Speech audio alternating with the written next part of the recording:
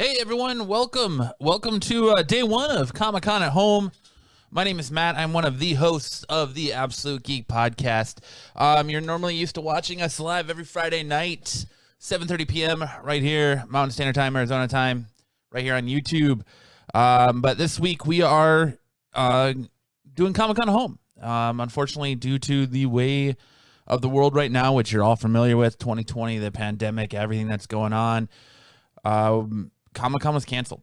We should normally, I know most of us here, the Absolute Geek podcast, myself and Kyle included, would be enjoying beautiful San Diego right now, going to Comic-Con, spending our time at the convention, doing panels, walking around the vendor floors, running into celebrities, running into friends we haven't seen in a year, meeting creators, all that cool stuff you do at Comic-Con. And unfortunately, like I said, with the way of the world, that can't happen this year, and it sucks.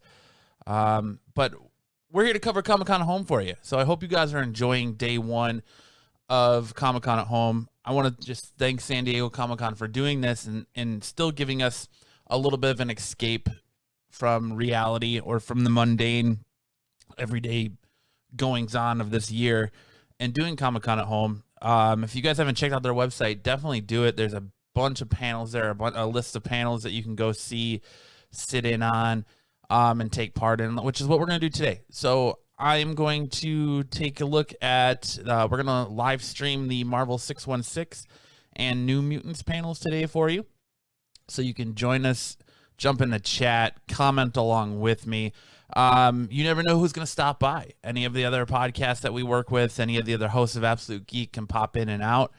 They all have the code to get into the stream. They can hop in and out. So it's going to be just like a Comic-Con, just like you're at Comic-Con, except you're not. You get to sit home. You never know what friends are going to drop by. Yeah, we got all kinds of cool stuff going on this weekend. Let me know in the chat if there's any cool panels you guys are looking forward to this weekend, or anything you're looking forward to. Just in general, what you're hoping to hear, what news you're hoping comes out, what comic book stuff you're looking forward to, movie stuff, if you're going to get any of that, whether or not you checked out the Xbox Live preview for the new Xbox today. Let me know if you did that. That was something to check out too today. I'm just sitting here waiting for the panel to start.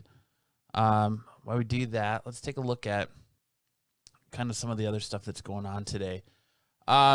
I've sat in a couple of these panels, and my first reaction on the Comic-Con at Home is it's kind of cool. And we made a joke on the podcast a few weeks ago about them doing like meet and greets at virtual Comic-Cons and things like that. And we kind of joked about what kind of things would come along with that. But it's really cool the way they did this, and you know, everything's pre-recorded and privated on YouTube. And when it's time to go live, the video goes live, and you can watch it there.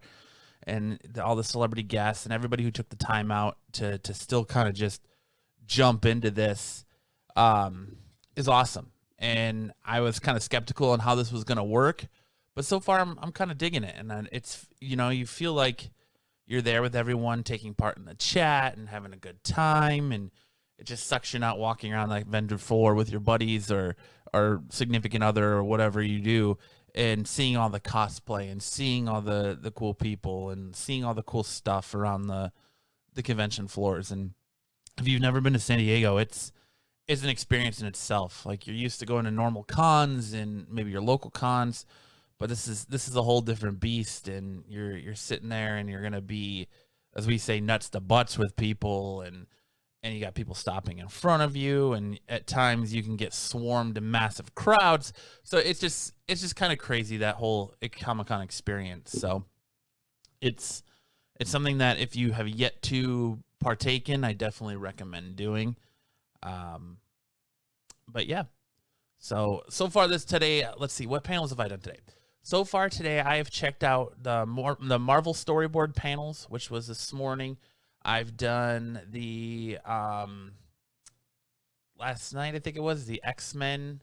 It was an X-Men slumber party panel, and they were talking about X-Men the animated series from the 90s. They had the voice of Rogue, they had the voice of Wolverine, and several other different voices stop in that stream.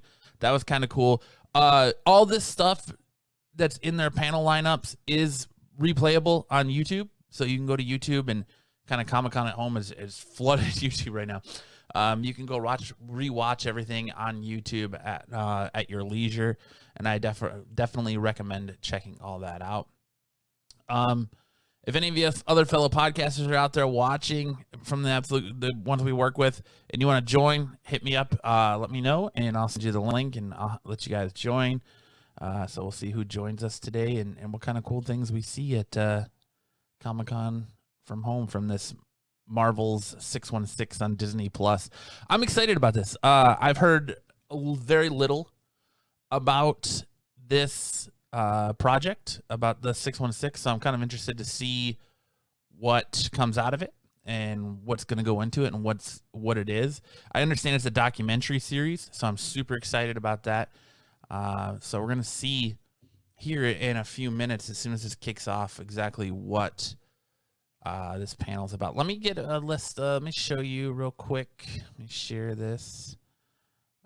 Share screen.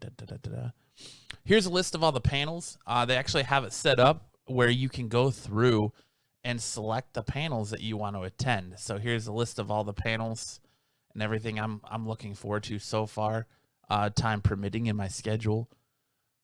So there's a look, like we're getting ready for the Inside Marvel 616 on Disney Plus. Of course, the New Mutants panel at 2 p.m. You got The Boys, if you're a fan of The Boys show, at 3 p.m. Thundercats Roar is there. Pokemon trading card. I know a lot of people are into Pokemon.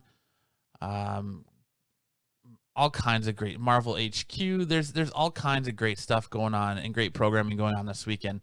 If you just need that Comic-Con feel. I wish I could. So Logan said, I wish I could, but I'm stuck. Good Debbie Downer work. Yeah, I know. I took vacation this week because, like I said, I would be in San Diego right now at Comic-Con with Kyle and some other members of the local podcasting community, going to the convention, having a good time. But sadly, that got canceled, and I still got to use my vacation time, so I still took it off. But I'm glad I did because I can still cover and go to Comic-Con virtually, as crazy as that sounds. This could be a thing, and I would applaud San Diego for doing this. Like, I think if they move forward with something like this every year to where you could have a chance to sit into some of these panels virtually if you can't go to the convention, or, you know, get into Hall H virtually because you can't get into the convention, that'd be fantastic. That'd be a fantastic idea. But we'll see. Tomorrow, you know, I'm a huge Walking Dead fan. So tomorrow we got Marvel Comics' next big thing, AMC's Fear the Walking Dead, and The Walking Dead World Beyond.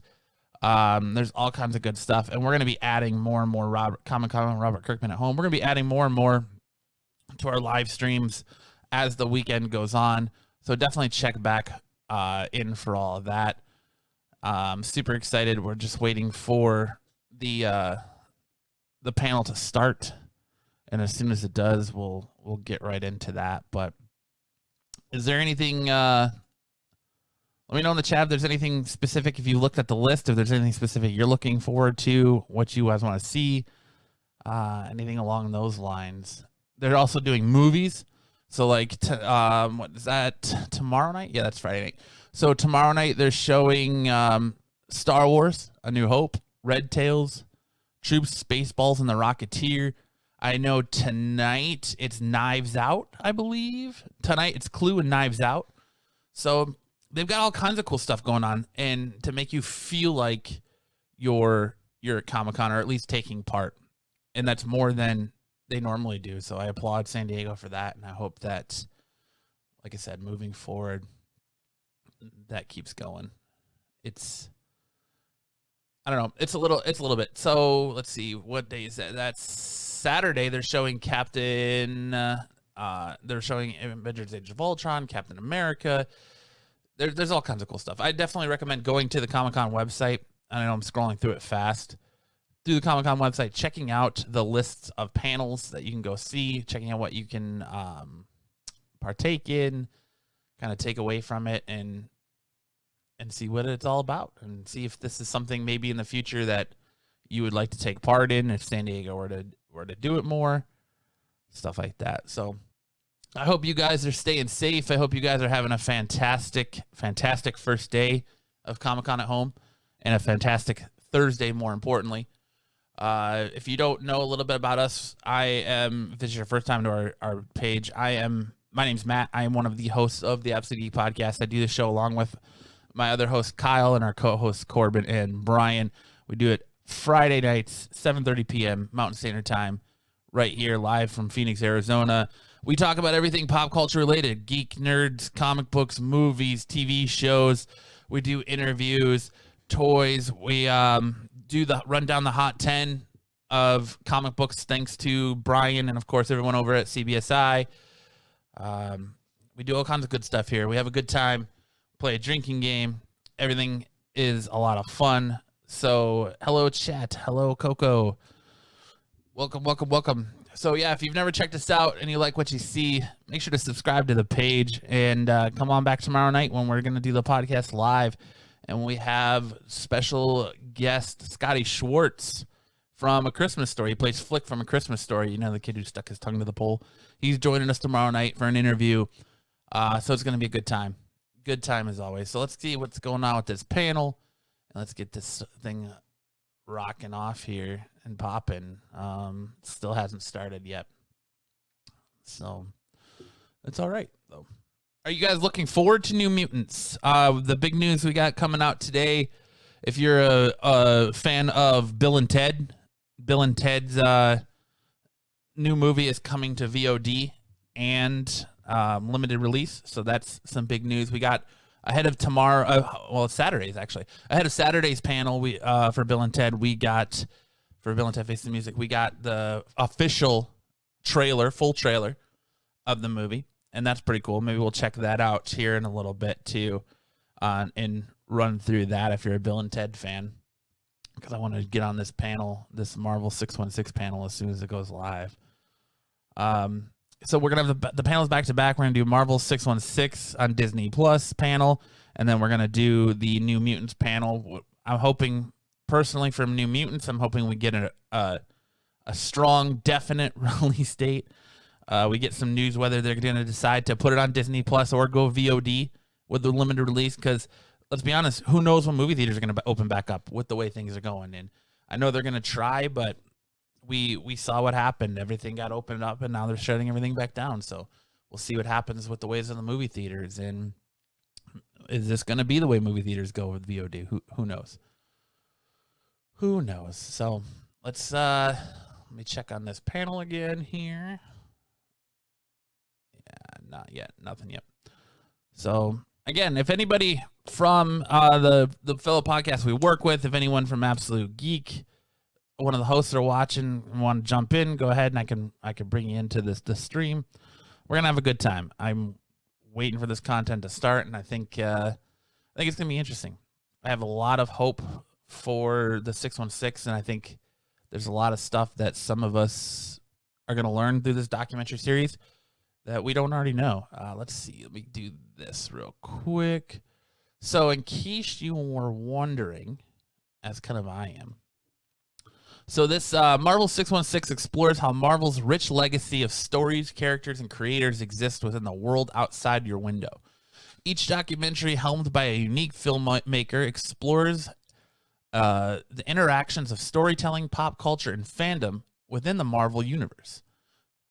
Join different directors and executive producers as they discuss the making of Disney Plus original anthology series with. So that's exciting. I'm looking forward to that. See, that's kind of interesting, actually. The documentary series about all these characters. That's pretty dope. Pretty dope.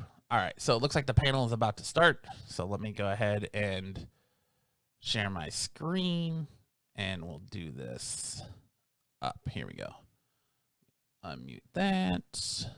Share that. Include my audio. Cool. Hi, I'm Angelique Roche, and I am so excited because I get to host an amazing panel today about Marvel's 616. As the panel description alludes to, Marvel's 616 anthology of documentaries is such an amazing collection of episodes that are helmed by unique and all different filmmakers exploring the intersections of storytelling, pop culture, and fandom in the Marvel Universe.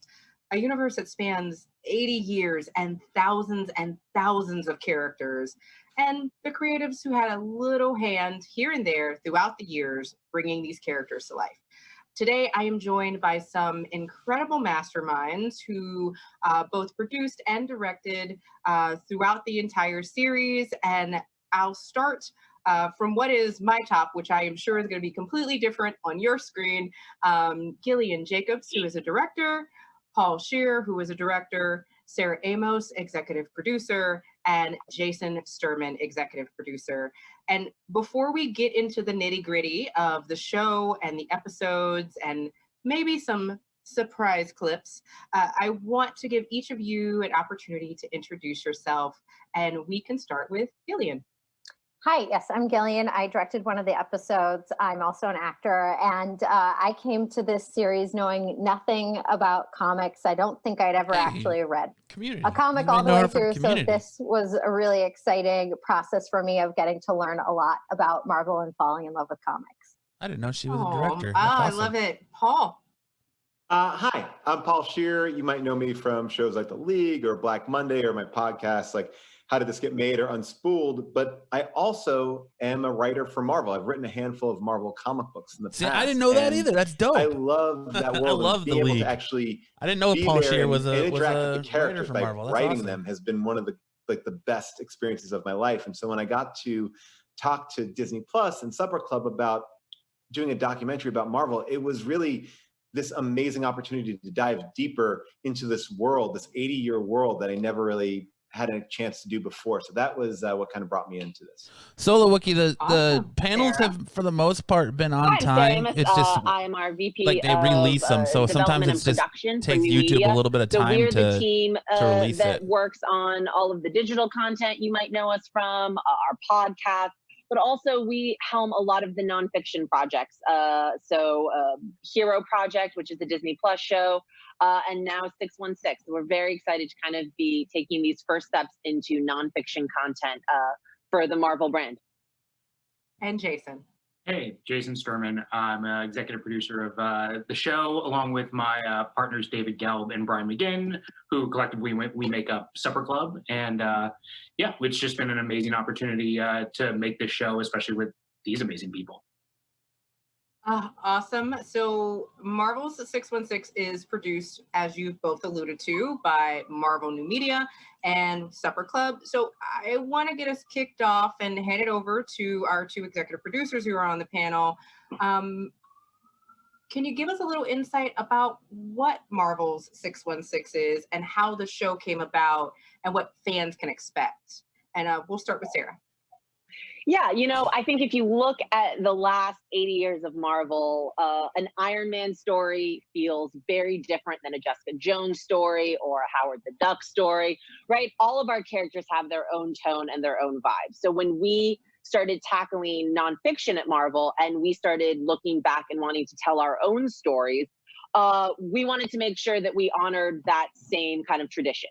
So the anthology nature of the series really made sense to us because it allowed us to really respect each story, each storyteller, and let that journey be its own kind of moment. And then the next episode is going to take you on a completely different path.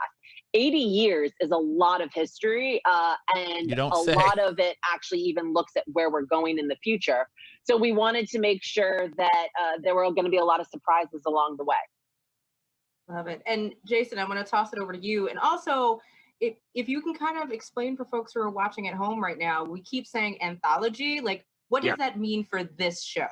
The idea of the anthology aspect, especially for this show, is really using each episode as a way of telling a singular story. So in the best way, each of these episodes kind of acts as its own individual film. And the thing that we wanted to do was we really wanted to bring in Barbarian who had a Kung Fu. unique voice and a unique vision and let them actually play within this universe by finding stories that they were impassioned about, something that piqued their interest, something that they wanted to explore and discover more of.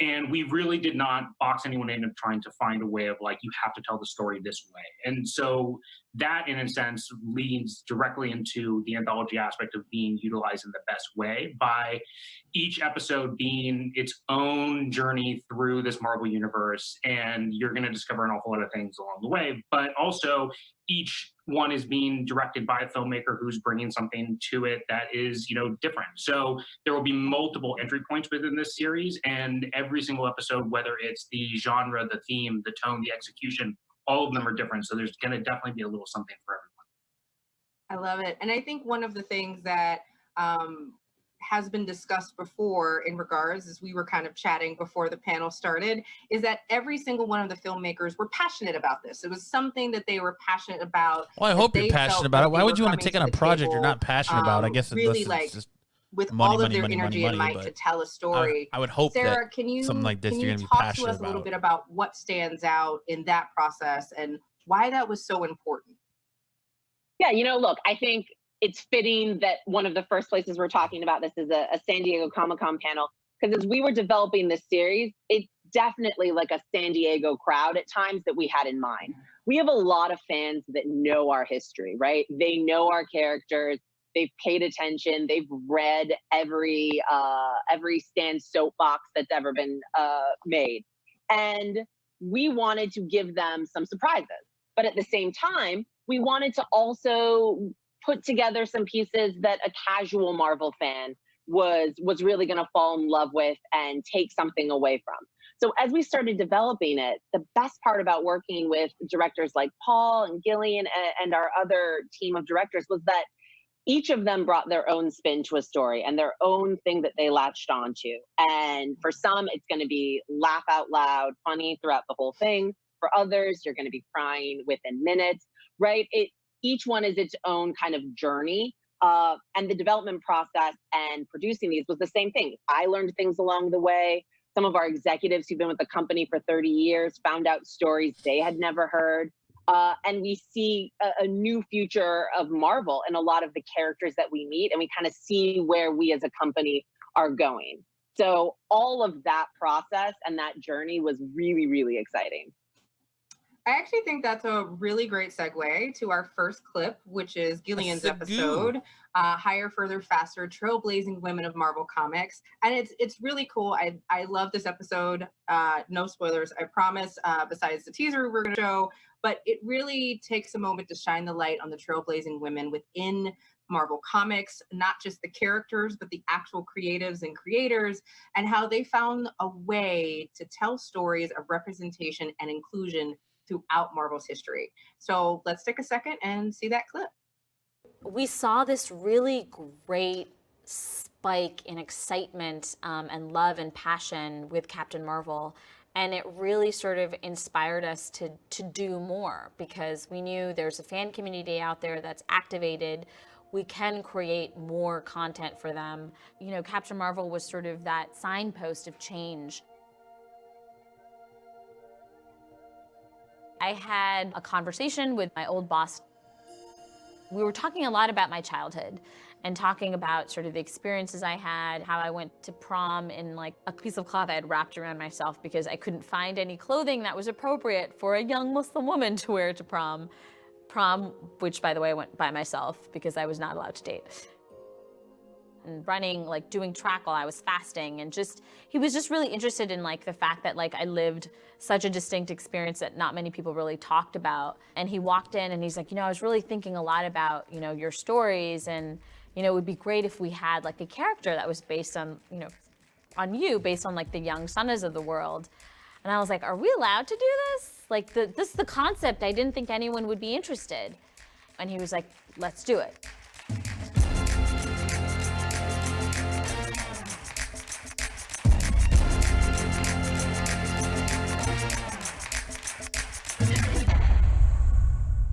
We went straight into pitch mode, and the first person that I thought of was G. Willow Wilson, who was a comic book writer and a novelist and a Muslim.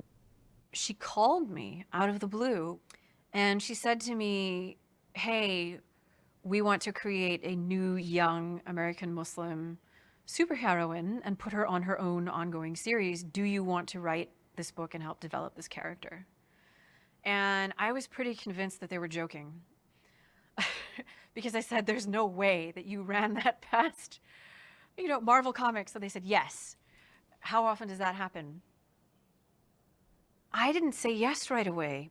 To be called up by 2 editors at Marvel and told, yes, we want to put a Muslim editor and a Muslim writer on a book about a Muslim character. I was like, you're going to have to hire an intern just to open all this hate mail. You're gonna, it just seemed like waving a red flag in front of all of the people who thought that people like me and Sana should not be in comics at all. But Sana was so driven about this series. She was so prepared to usher it through, to make sure that it was done right, to oversee. I'm not gonna lie, guys. I'm nitty-gritty, actually to run super pumped for interference if this. This is necessary, super interesting. That I was just kind of swept along. I was like, yeah, absolutely. I mean, if you're this committed, I'm this committed. Let's do it. Oh my Let's gosh. go. So I've seen it, so I'm not going to say anything else. But that clip was just such a great taste of this amazing episode. Gillian, can you talk a little bit about how you got attached to this particular episode, as we've been talking about passion and bringing things to the table? And Just gonna give herself whiplash what was with how the much she's process of nodding. directing it? Because it seems like a pretty big Jesus. swath of, Yes. of history that you took on. I inadvertently made a piece about the history of comics, not just Marvel, which I did not think I was doing going in. But, I think the viewer's journey and my journey as a director might be a little bit parallel in that for a more casual fan of Marvel who doesn't know a lot about the history of it, and for me as a person who didn't know anything about the history of it, it was really exciting to discover not just the names that I think Marvel fans know of, like Marie Severin, who's a really important artist there, but a whole host of other women who worked at Marvel over the decades. And then also talking about the really exciting women who are currently working there. And so I got to fall in love with Marvel Comics, the characters they've created, the books they worked on. And it was really fun. And I've never read so many comics in my life. So where do you? So are you a you fan now? just That's alluded my to it. There's a question. very long history Are of you one Marvel. of us? Where do you Show start? us your How collection. do you decide what to focus on? I want to see your collection Well, now. I had to go back to why is the comic book industry look the way it looks right now? I mean, I had to go back to the 20s, the 30s. I mean, there's so much in terms of things that happen in the comic book industry, and then how that affected companies like Marvel. And so for me, I was watching clips of congressional hearings. I mean, the process of this documentary took me in a lot of different directions. But I was, excited to find women like, well, these won't be discoveries for Marvel fans, but for me, I didn't know about Louise Simonson and Nocenti, and they are very famous people within the world of comics. But for me, I didn't know anything about them, so I got to learn about them, and I got to then meet a lot lot of these people. What do you guys think in the chat? Are you excited for this documentary? Does this sound interesting to you? Something that you're gonna check out? Something you'll stay subscribe to Disney Plus for, or is it kind of just more of something that we've kind of seen before with Robert Kirkman's The History of Comics? Maybe it was sort of AMC. getting some women in the same room who had worked together really closely a couple decades previously, but haven't necessarily gotten to spend a lot of time together. And just being able to film them interacting. That was a really special moment. I got to film in the Marvel offices, which I didn't know put me in a very small group of people who've been allowed to film in the Marvel offices. So that was very exciting. And then, like I said, just getting to meet not just the women who, worked there in previous decades, but the women who are working there now. It was all exciting to me. Like, I got so into it that I was starstruck. I expect to see like a giant Jason, Miss Sarah, Marvel you have poster been very behind her or hands-on something. with this not production just from day sitting one. there. For you, was there anything in this episode that you feel stuck out that's your favorite moment? Because I feel like you've probably seen this episode enough times at this point that you know exactly like what you love about this particular piece? I think that for me, at least, jumping in, one of the rewarding things I do really think is having the opportunity of producing this while Gillian's directing it. There's I kind of feel like they're all in like one Airbnb the thing that together. Gillian's amazing at is really filming doing deep this. dive research and All really their balls are just coming to the table with a plain full set of decor facts. And when with she sits down flat with any of the background. women who I you guess see not in this, everyone in can this have episode, comics on the walls and you really a bed in the see background like I do. have an opportunity to, express their feelings about the history in general of comics, their interaction with it, but also seeing the progression of how things have changed over the course of time. And for me, one of the most rewarding things was, I think, when Gillian was able to spend time and sit with people like Sana Amanet, and you look at, especially in that clip that we just saw, you look at the history of Marvel Comics to be able to get to a point where Ms. Marvel is as popular of a character as she is, and when you look at what was done by Sana and G. Willow to be able to make that a possibility, I think the thing that Gillian did an amazing job is like really showing how the timeline of both comics and history allowed for that to be what is going to be the jumping off point, and where people follow from here as well. Who's a character, Chad, that you hope this documentary covers? The film is the accessibility of it. So I have a little girl at home, and I spend a lot of time teaching her about comics, but I also have a lot of conversations with people where they feel terrified, right, at the idea of where you even begin with Marvel. There's so many people are experts. So many people have this fear of, oh, well, can I even really get into this? So getting to watch the moments in this film where it is so accessible and it shows how anyone can be inspired by our characters, that anyone can create a character that really reflects them and then show the lasting impact that character can have in society.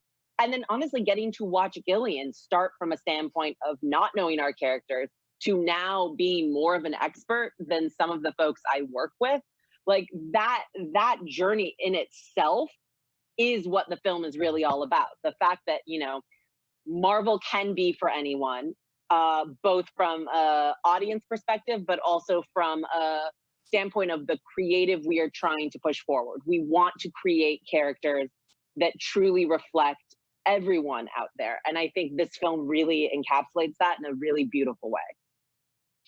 So, Paul, I know you haven't seen it, but you are a comic book fan. Yes. How excited are you to see it now? No, we actually worked very closely together in proximity, not on the same project. So, I got to hear from the editors and everyone involved kind of some of the great interviews that were gotten in that doc. And so I'm incredibly excited to see it. I've heard a lot about everyone's doc, and I think what makes it really fun is I kind of feel like this is like different. I don't know. I guess it depends on how far back this goes. It's going to scratch. I kind of feel feel like this is Disney's Plus. Really, they're just documentary films about really attempt to jump on the documentary train, like following Netflix with the success of Tiger King and kind of all these different docs that are out. This is kind of their attempt to grab that. That little slice of that documentary pie. But they haven't really been put on record. You haven't had somebody across from you be able to verify that actually did happen or that didn't happen. So I think that's Wiki really says, well, I don't know. This could be really, really cool. Real history of the and women give us a lot of in-depth. I could also see where this could get really, really boring really fast. I'm not sure which person I would like to see them interview and talk to the most, though. I think they all have very interesting and unique stories that everyone should hear. But you don't hear her name as often as you 100% hear other male creators. So I think those little details are things that I really took to when I heard about. I would like to see them talk to Brian Michael Bendis, so kind of sticking with this theme about Miles and kind of like what drove him to create that character and what the inspiration was. There's just such a breadth, like it's such a wide field of things to talk about and characters. And it's not even talking about volumes or specific histories or specific creators.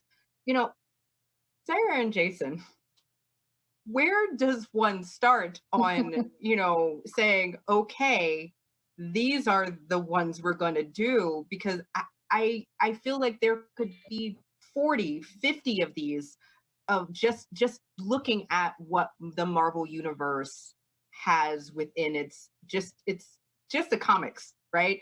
How did you come upon this? Besides, obviously, passionate directors that we have already discussed, but like the actual subject matter.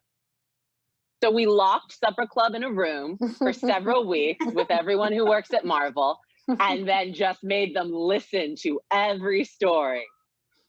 Not in any way, shape, or form how we did it. Jason, you take it. Sorry. I mean, I think the thing that we challenged ourselves with internally Attempted before we a joke, ever, approached failed. anyone about making any of them was looking at the subject matter and going, what's the expected version of this show? If someone were to just write the log line and go, this is what Marvel 616 is, and then how do we make sure that it's not that? And I think what that ultimately leads to is that you end up having the ability to have episodes that really are a revelation moment, or just Jack Kirby's wife would be an interesting one, Solo Wookie. is not going to be able to look at that would and go, definitely be an I know what interesting that one. is. And I think that we continually strive to do that. Every single time that we made an episode that we were, in development on, we would talk to a filmmaker. We would kind of have a conversation of either, look, like Gillian and Paul are great examples of that. Like Gillian came into and goes, I'm intrigued by the subject matter and the opportunity to tell a story within this space. Something that Gillian's very passionate about is uncovering the history and the stories of women in the workplace and how those things have evolved over the course of time. So it's then taking that and going, okay, that's an interesting subject matter and a kernel. How do we then make that into something that fits into the Marvel universe? Well, we went and we looked at the timeline, the history, and we built the episode around, the idea of these female Marvel creators over the course of time. Paul has such a wealth of knowledge when it comes to Marvel comics. He's read them his entire life. He's written. I kind of hope they go to more unique characters like they are here talking about Camilla Khan, Miss Marvel, Paul had an idea that he wanted to and come maybe in with Miles, and go, more how do we tell diverse this in the characters documentary instead of form? And very different than Gillian's regurgitating really the the same thing old with stuff Paul was, about okay, how do we use how what you Marvel wanna went tell from and Timely find to a new way to Marvel and execute the that Captain and how we America present it stuff in a different and way, which how you'll see that the Stan two created episodes the are X-Men entirely and all different these from the way characters. that I they're presented. kind of want to see them take a little bit more direction towards unique, more from Paul's episode, different, Lost and maybe Found. creator stories or ideas. You're right. It is from the writer's completely perspective different or from, how they Gillian's sit episode. down and be like, all right, this is the story I want to tell. The audience is taking along a journey. This seems like it's going to be more about Paul, the characters. Who is on a hunt to find some forgotten Marvel comics and characters, and to reintroduce audiences to a collection of, some would say, obscure, wild, and bizarre cast of characters. So we should go ahead and play that clip. I think what's kind of fascinating about you is you take this character of Black Panther at a time when Black Panther, for lack of a better term, it's like a B-list character when you take it over, and you kind of imbue it with all this energy. Was it daunting? I knew what the opportunity was with Black Panther if I did it right. And I said, I'm going to write the comic book equivalent of a Public Enemy record. A completely uncompromised, politically looks like I just got what I asked for, huh? That is a was fantastic way. Suddenly, we're selling huge numbers. I mean, more That's an comics awesome than when piece of Stan and knowledge. Jack was writing the book. To know how he had Do you remember approached any that of book.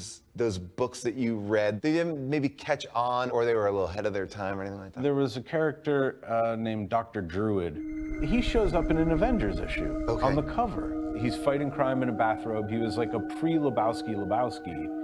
And I go, here's a man of leisure, a magic user. I'm immediately interested. Yeah. What's his origin? How did this happen? Yeah. Well, his origin was he just kind of bumped into the same guy that made Doctor Strange, the Ancient One, and he gave him some magic powers to go away. And I was like, wait, why are we having Bargain Basement Sorcerer Supreme now? There's a character called the Wizard. The Wizard runs so fast that he can make little tornadoes. That is a terrible. So he will do some stuff really fast. That's and then a terrible people are name. Sort of The sucked up. Wizard. So almost like a Tasmanian devil-esque. Yes. Oh, his man. origin. But I guess Flash was that he or Speedster was taken, or injected Quicksilver was with, taken. or injected himself the with Wizard. mongoose blood. What was in the mongoose blood? Is it like radioactive mongoose I don't know. blood? Are mongooses known for being fast? I mean, even if they are, you wouldn't just get the power of a mongoose through the blood. You ever heard of the bad guy Guy Typeface? Gates. Like Biggest like names a in comics typeface, right like now. a printing typeface? Type on his face. No. He's this guy who worked for this sign-making company. Okay. And then a new guy comes in and buys his building and fires him. Okay. And now he's a supervillain. I swear to God, that's a sign-making supervillain? He has letters that he like took off of the sign attached all over his body, and he writes in perfect like signage painting. He puts an R on his forehead that is for revenge, and then he just throws these letters like. I love that clip because you're getting to see the passion that that's really each of the exciting too. What do you creators guys think talk now? to Now seeing that second in that clip, moment chat. have What do you for guys think characters about that exist this in the documentary world of now? Marvel? I kinda think that Marvel, makes it think a of little like, bit more exciting for me. A family reunion, right? We all know the major players, but then there's that weird uncle that you only see like once every 4 years. Like, what is up with him? Does he own a bait and tackle shop? I need to find out. I want to sit next to that person. And I feel like everybody who I think has worked at Marvel has tried to fit in something. When I did Cosmic Ghost Rider, we went back through the history of Marvel. I did not know he wrote Comic Ghost Rider. Stories Cosmic Ghost Rider. You might not have been totally familiar with, but yet you knew existed. So we were able to tell stories in the Fantastic Four, or tell stories that happened in the beginning of Captain America, and we really got to play around in this pond of like pulling up characters that were at one point very, very popular. And I think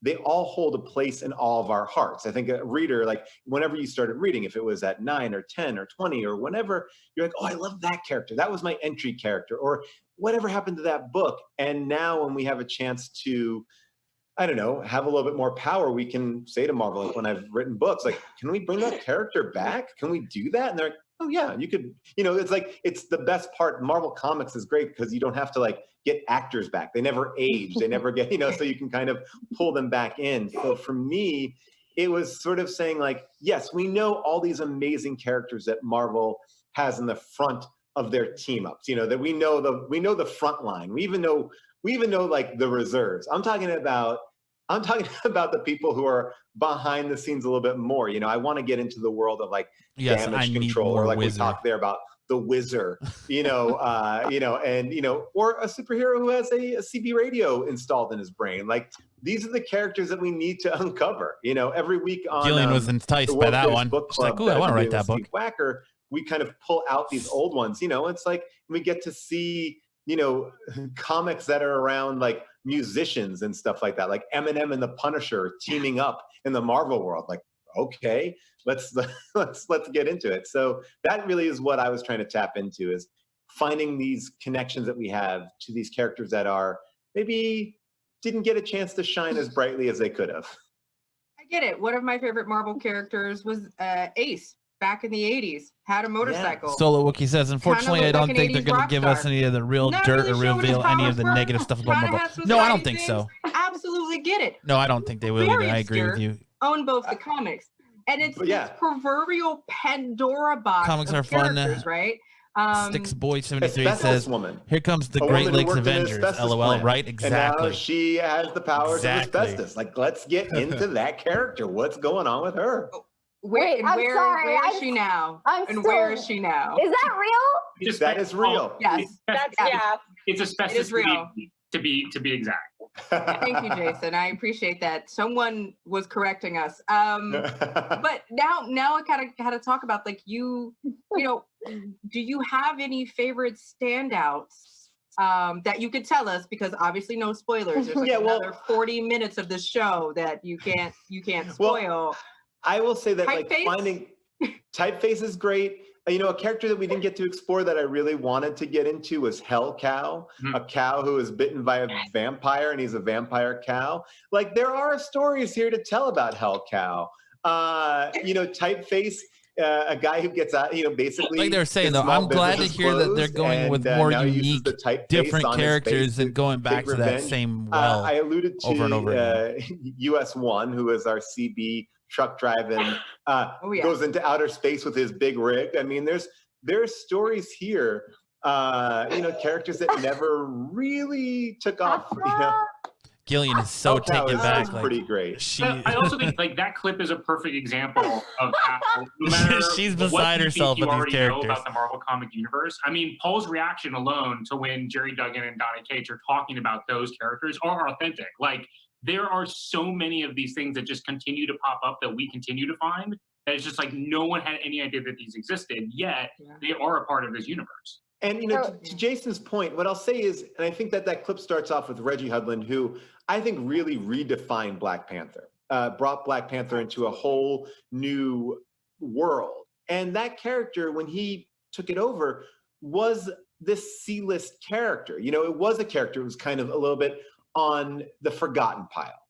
And what I love about that is it's the person behind that character that can really raise it up. And I think that you find the right person to pair with the right character, and you get this whole nother thing. Deadpool's a perfect example of that. There is a version of Deadpool that, is definitely a little bit more ultra violent and does stuff. And then there's a version of Deadpool that's incredibly funny that Jerry Duggan did with Brian Posehn that, kind of invigorates the characters in different ways. I never enjoyed Thor before Jason Aaron wrote Thor, but that he was my entry point to it. And then, I found these connections. It's sort of like finding your writers.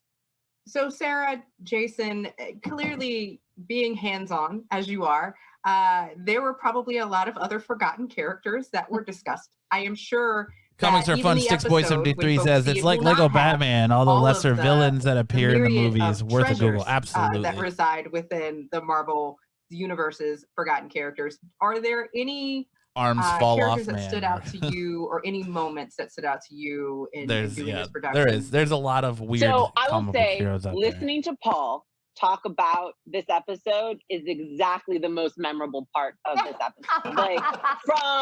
Because he is so deeply excited and passionate about pick cosplayer. No matter how obscure, and in fact, the New more Mutants obscure, the more passionate he became trailer about is them, in 30 minutes. was by I don't know if far, there'll be a new the trailer, biggest but that's when joy. that panel starts is in I 30 think minutes. Being able to just pitch some of these to executives at Marvel who had worked there a long time, and even some of them hadn't remembered who these characters are. Steve Wacker brought some really, really good names to the table. There's a poet character that I'm not going to go into because I don't want to spoil it, but it's so special. So I think just like, no big deal, just a little beat poetry. Just being able to say like, hey, look what Paul found today, and just get blank stares from executives was the best, because it was so confusing and amazing and wonderful.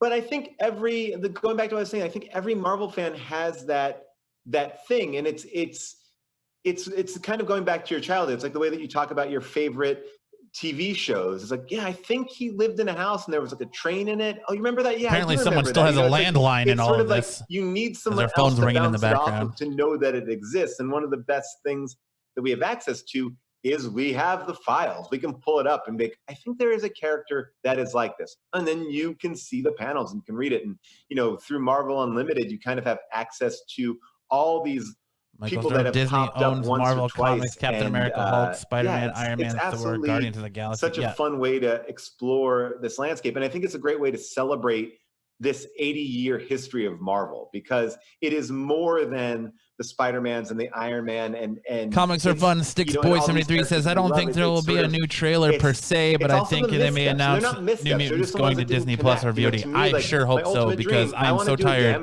of watching that movie get a release date and then moved, a release date and then to rebuild the city. Like I've been begging Marvel. I'm like, please let me make this. Let me do a short run of Damage Control. I just like the guys have to punch the clock. Like, yeah, I'm not good enough to be a superhero, but I can rebuild this building. I can suck out all the asbestos again or whatever. I think it's such proof that it's exactly what Paul said about the 80 years, right? Because a lot of these characters, TJ Parker, I just want to watch New Mutants. Honestly, I agree 100%. You can see I'm so ready just to be able to see that movie. That was in fashion. And so it's fun not saying to it's going to be trace a lineage of weird or that I have high hopes, but I'm just ready to see how much Marvel was influenced by what was going on at the time, for better and for worse in certain moments. Well, look, I mean, we can't look, when you're talking about Marvel superheroes, you got to be like Iron Man, Spider-Man, Billy Ray Cyrus. Billy Ray Cyrus, one of the best Marvel characters. Done. Time traveling knight from the past, also modern day rock musician. Like, yes, that when is Billy Ray appear Cyrus in the Spider-Man story, My Achy Breaky. Don't Tell My Heart, My Achy Breaky Heart, right? I've heard of the Great Lake Avengers. Jason, I'm gonna toss it over to you because The country we're gonna music spiral Avengers. into forgotten characters if I don't. You look like you had something to add. The most obscure character that I found during the process of making this actually leads into the three-dimensional chess that Paul is playing with the Marvel Universe, because the most obscure character in the Marvel comic universe is Paul Shearer, who's in a run of shit. What do you guys think the most obscure character in comic book history is? And I don't care if you go across. I'm not saying just Marvel like there, but I'm saying DC, Image, Top Cow, IDW. The list goes on and on. What do you think the most obscure character in comic book history is? Basketball game, and I got Scott Lang upset. So honestly, that character's got to come back. I mean, seriously, it's right there. What do I become? A hero, Doctor Doom? Either way, let's pull it off together. You are the most obscure character.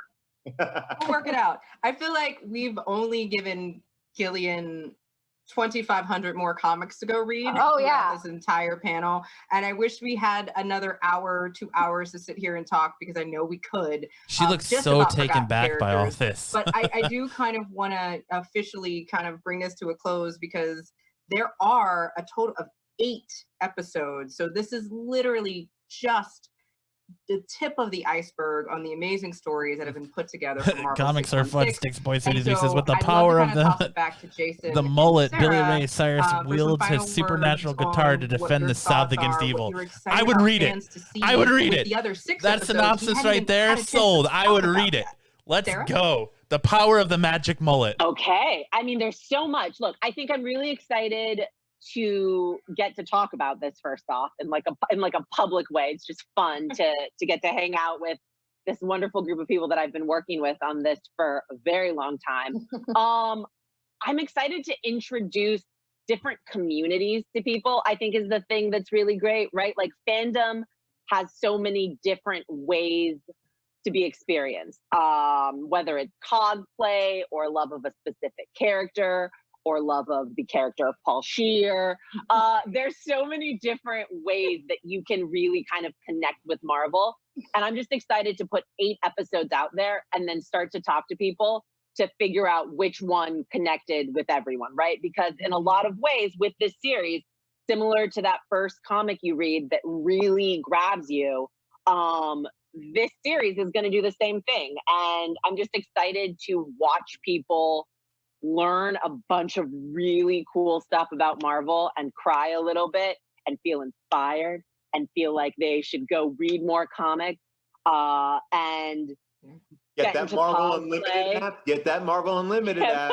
That really, Shameless mean, plug. for me, and for anyone who is new to reading comics, the ability to go on there and read an entire run of a comic, just click on a creator's name and find other things that they worked on. It was really fun for me. Not just the research I had done online, but just finding it by just reading bunch of different titles that people worked on. You're right. Comics are fun. It does. It literally writes itself. I love comics. It's fantastic.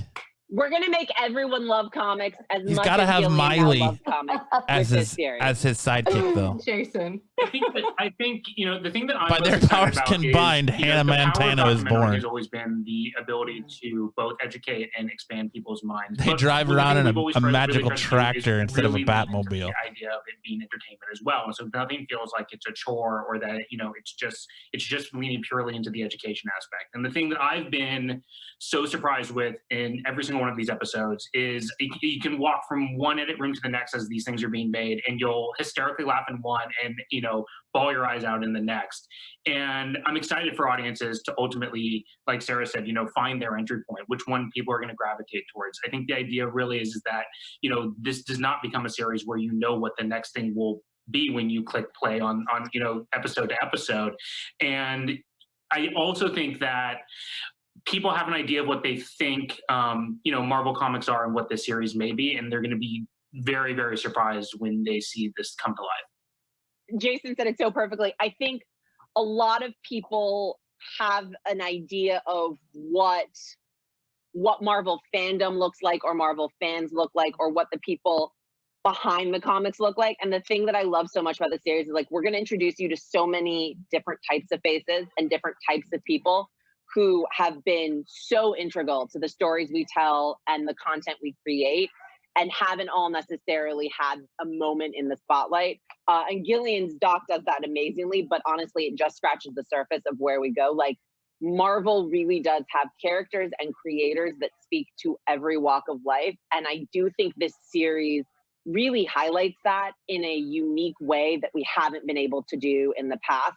And I'm very, very excited for hopefully a lot of people to watch at home and see themselves reflected in the people up on screen.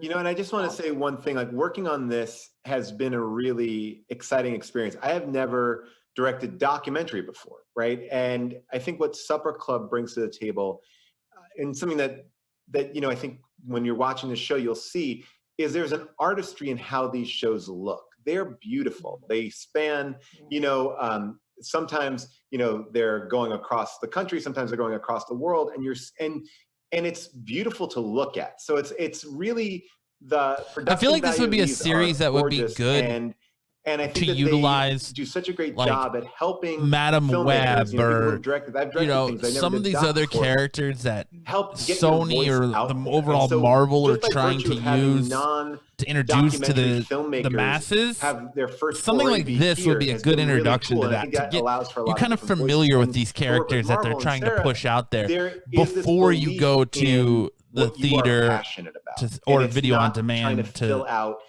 We see need to have X, Y, and Z covered in this. It really is follow the passion of the person. So this is a show that could go on for hundreds of episodes simply because no one person has the same thing that they're interested in that world. Even if you did 5 documentaries on Spider-Man, they could be from very different perspectives. And that's what I feel like Marvel has really allowed us to do, which is say, like, your perspective is the most important. You don't have to figure out like some company-wide thing.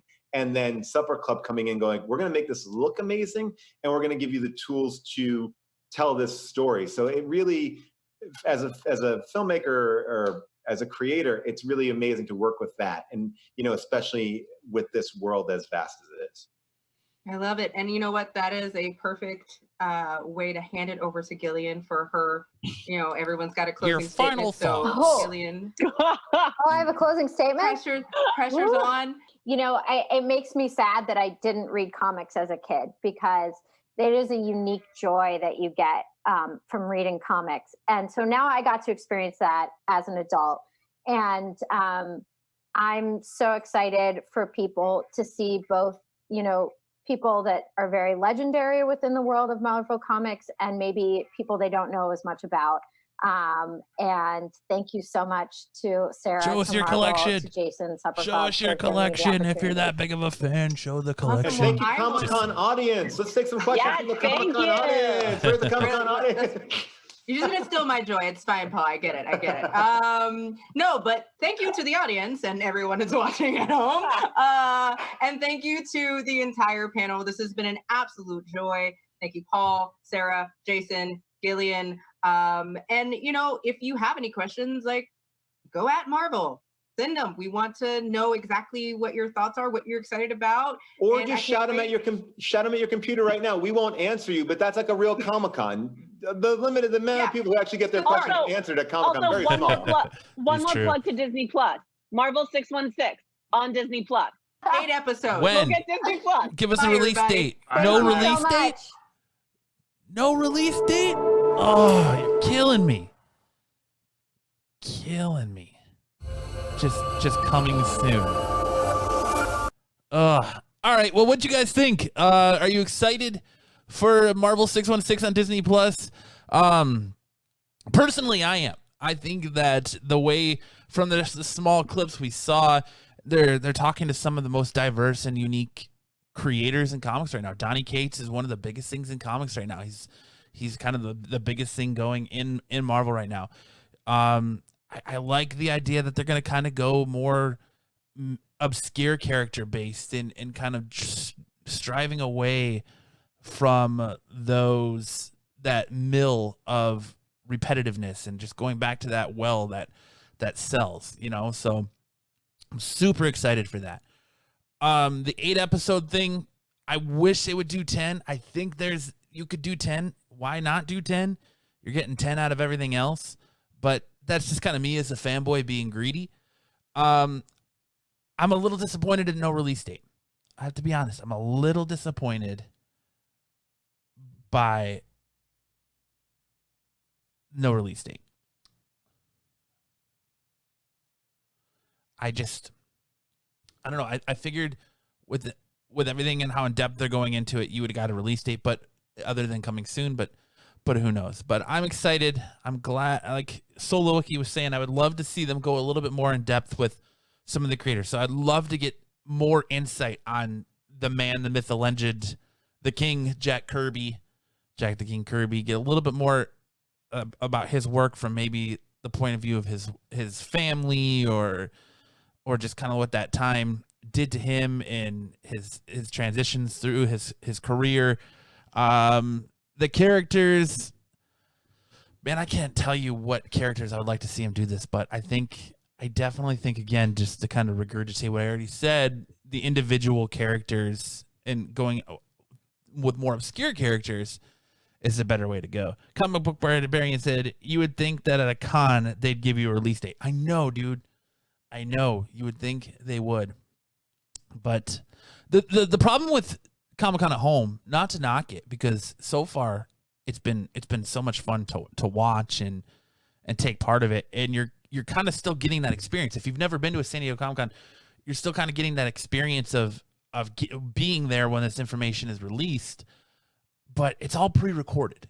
So it's all pre-recorded. It's all comments are shut off, so you can't comment on the videos. They can't take questions from people watching. Like I wish it was actually live like that, to where you could ask those questions and you could pose them. But we're getting ready here, just waiting for the start of the New Mutants panel, and hopefully we're gonna get I saw some comments in the chat saying that hopefully we get a new trailer, hopefully we get a video on demand announcement. I'm looking forward to that. Anything else you guys want to say about what you just saw in the Marvel 616 documentary panel? Your thoughts? What characters you want to see?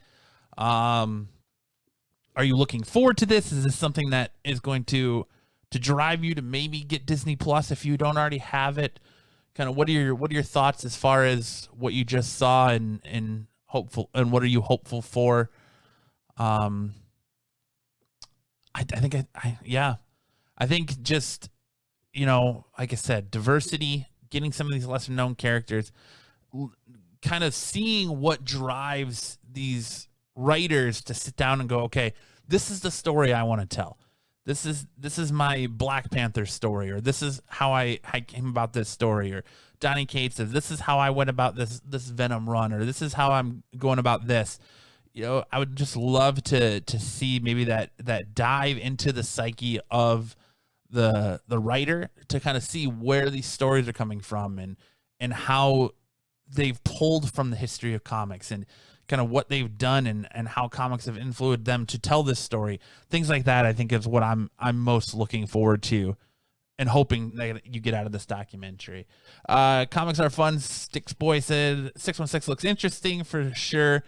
Definitely giving it a watch. I agree. I think so too. I think, like I said, that when they started talking about how, the creative process and the guy who was writing Black Panther and things like that, that definitely intrigued me.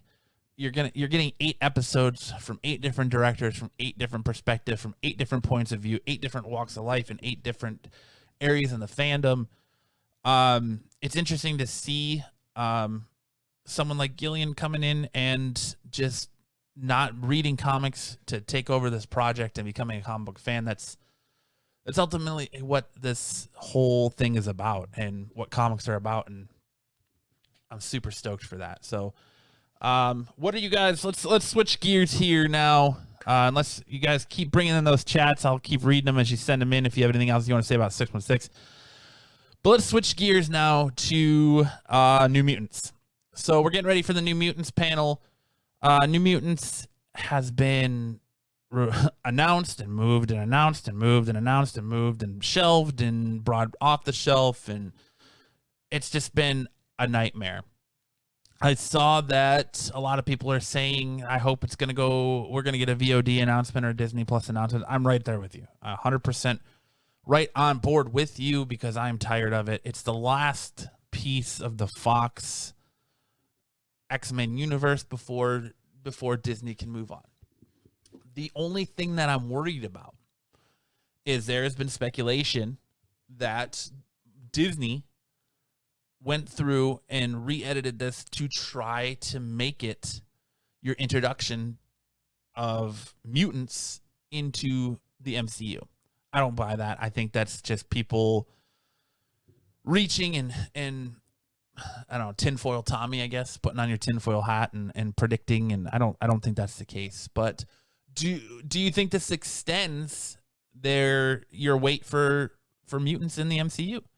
Do you think this is going to extend your wait for the X-Men? Do you think that Disney's going to look at this movie and see how it does and be like, okay, maybe the world isn't ready for the X-Men yet, or maybe we need to let this bad taste of the Dark Phoenix wash out of people's mouths. Who knows? But I just know I'm ready to get a look at it. The more I see of this movie, the sicker it looks. Comics are Fun. Six Boy says, New Mutants, insert the old lady at the beginning of Titanic. It's been 67 years. Good God. Yes. Yeah, and oh, man. I think that you should see, like, she just power lifts Chris Claremont and throws him over, and it's just like X-Men, everything gone. But, yeah, I don't know. I'm excited for New Mutants. I want to see more. Comic Book Barbarian said, we've waited too long. They should just release it on demand and then straight to Disney Plus. I don't know if my problem with this movie is they don't, I don't know, the audience, is there an audience for it? Do you think there's a big enough audience outside of the comic book faithful that know New Mutants, that get the New Mutants, that this would even draw them to that? And I don't know. I don't know do you think they would do the numbers on video on demand? Do you think it's better for them to go VOD because maybe they wouldn't pull those numbers in theaters? Does Disney even care? Because at this point, it's pretty much just free money for them. Who knows? Maybe we'll get all those questions and more answered in this panel. But I hope so. I hope we get a little bit of new footage. I hope we get an affirmative release date. I hope we get a video on demand. At this point, straight to DVD. Straight to DVD, or not even video on demand, straight to Disney, like you said, Disney Plus or any of your other sharing platforms. I think it's the way you got to go with New Mutants. Because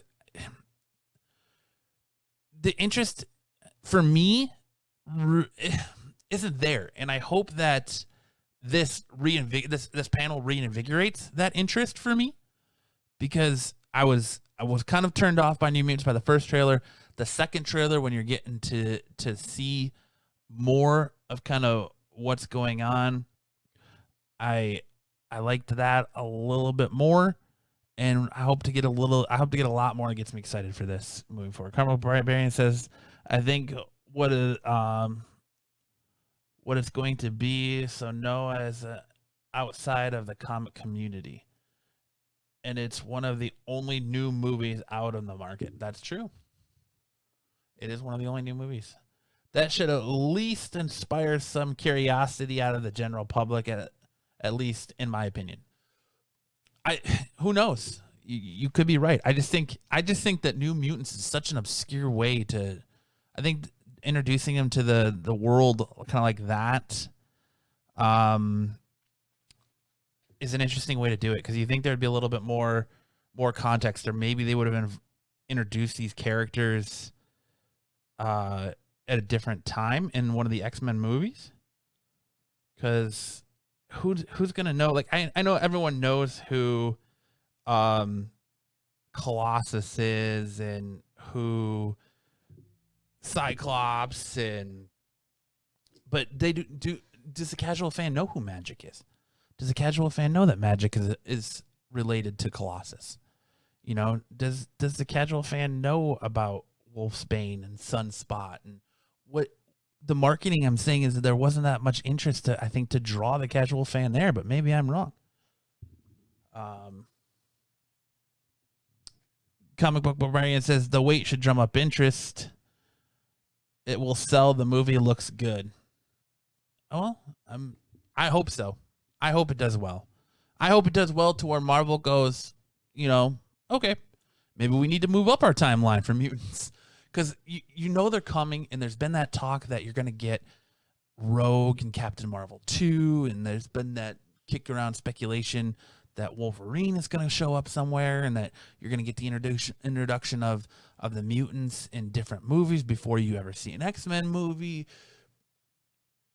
I hope so. I hope maybe this drums up enough curiosity that Marvel moves up their timeline for the mutants since everything's on a hold.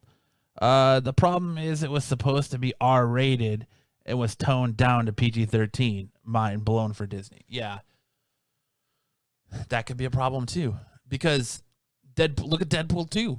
Deadpool 2 did an R-rated version, and then they went back into the PG-13 version. I've heard people still like the PG-13 version, but I don't hear as many people talk about it as the original theatrical release. So who knows? It'll be interesting to see how much that PG-13 aspect affects it. I think there's a lot of pros and cons here that could tip the interest in New Mutants anyway. And we'll have to see. Hopefully this panel will release a little bit more information than what we've got right now. So let's kick it to the chat real quick. 41 people in the chat. Shout out to everyone in the chat. Thanks for joining us. Again, just a quick recap before this panel starts. If you don't know who I am or what I do, my name is Matt. I'm one of the hosts of the Absolute Geek podcast, along with my other host, Kyle, and our co-hosts, Corbin and Brian. Corbin's in the chat right now. Say what up, Corbin, Comic Book Barbarian. Shout out. We do a podcast every Friday night, 7:30 p.m. Mountain Standard Time, right here on YouTube, where we talk anything and everything: comic books, movies, TV shows, pop culture, interviews. We have a good time. We've been described as that podcast where you can listen to it like you're hanging out with your friends and kicking it in the basement and talking nerd stuff. And we've been told it's just like that. So it's a lot of fun. We're very interactive with our chat, with our fans. We play a drinking game. It's an experience of itself. We got a whole plethora of videos for you to check out on our YouTube page. If you're having a good time here, though, please make sure to hit that like button, hit that notification button, because we're going to be doing this all weekend, guys. We got so much Comic-Con at home content to go through, so much interesting stuff. If you're a fan of The Walking Dead, tomorrow, I'm going to be back tomorrow doing all the Walking Dead panels and covering so much more. Hopefully, we'll have some of the other hosts from the show and other super fans on here with me going through it this weekend. But we got a whole lineup of content ready and raring to go for you for this Comic-Con at home weekend. So make sure to hit that like and subscribe button. Make sure that you have notifications turned on and smash that bell so you know whenever we go live to review and talk about anything going on in the panels or any breaking news. But yeah, so let's sit back, relax, and get ready to get into this New Mutants panel that doesn't seem to be starting on time. Let's see. Come on. Sorry, it's just waiting for this to load. That's the thing with these is they like I said, they pre-recorded them and then they release them at their scheduled times, but it's not. Hey, Puerto Rico. What's up, Puerto Rico? Welcome. How are you guys enjoying? I hope you guys are enjoying your Comic-Con at home so far, and if nothing else, it's helping your Thursday go by a little bit quicker. But it looks like it's loaded up. Without further ado, let's go ahead and kick off this New Mutants panel. I'm going to go ahead and share my screen here. Get right into this. Make it full screen. Let's go.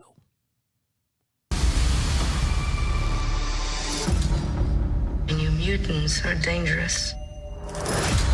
And they need to learn how to control their powers.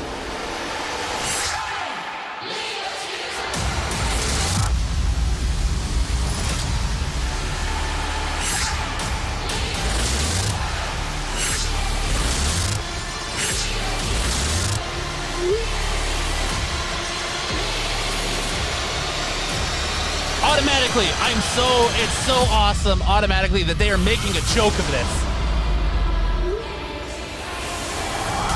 Automatically, it's so awesome that they kicked this off making a joke out of all of that. Hi, everyone. I'm Ira Madison III, and we're here at San Diego Comic-Con at home to talk about the New Mutants.